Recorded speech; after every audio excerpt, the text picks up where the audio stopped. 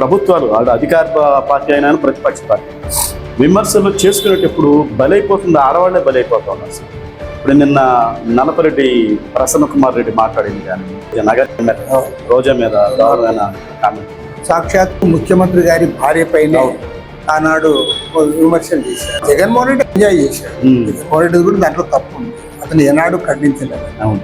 ఇప్పుడు రోజా గారు కూడా ఆమె కూడా ఎమ్మెల్యేగా చేసింది, మినిస్టర్గా చేసింది. వెలుగొండ ప్రాజెక్ట్ అనేది కరగానే వైఎస్ రాజశేఖర రెడ్డి దగ్గర నుంచి మళ్ళీ చంద్రబాబు తర్వాత వైఎస్ జగన్ మళ్ళీ చంద్రబాబు ఇన్నేళ్లలో ఒక ప్రాజెక్టుని పూర్తి చేయటం ప్రభుత్వ నిర్లక్ష్యం అనుకోవాలా, ప్రజాప్రతినిధుల నిర్లక్ష్యం? అంటే ఏదైతే ఓట్లు పొందడానికి అవకాశం ఉందో ఆ స్కీముల పైన ఎక్కువ ప్రాధాన్యత ఇస్తా ఉన్నారు తప్ప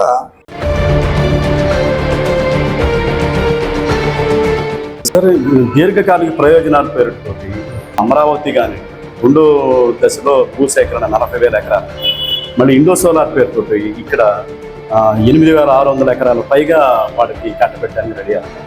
ఈసారి ఇప్పుడు 3 ప్రధాన పంటలు పండే ప్రాంతాల్లోనే ఈ ప్రాజెక్టులు పెట్టాలా?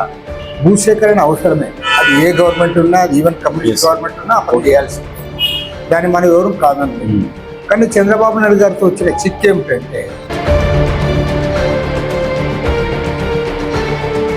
కూటమి ప్రభుత్వం అధికారంలో రాకముందు వైసీపీ ప్రభుత్వం పథకాలు ఇచ్చి జనాన్ని సోమరిపోతులు చేస్తా ఉన్నది అని మాట్లాడారు. శ్రీలంక అవుతా ఉందని చెప్తారు. వచ్చిన తర్వాత అంతకు మించి ఇస్తామని సూపర్ 6 పథకం చెప్పారు కదా, ఆ అమలులో ఏ విధంగా ముందుకెళ్తా ఉంది, ఎంతవరకు నెరవేర్చారు? మీరు అంటున్నారు కదా పొలింజన్ సర్కార్ ఇక్కడ మేమే అక్కడే మేమే అన్నప్పుడు మరి అక్కడ డబ్బులు లేండి.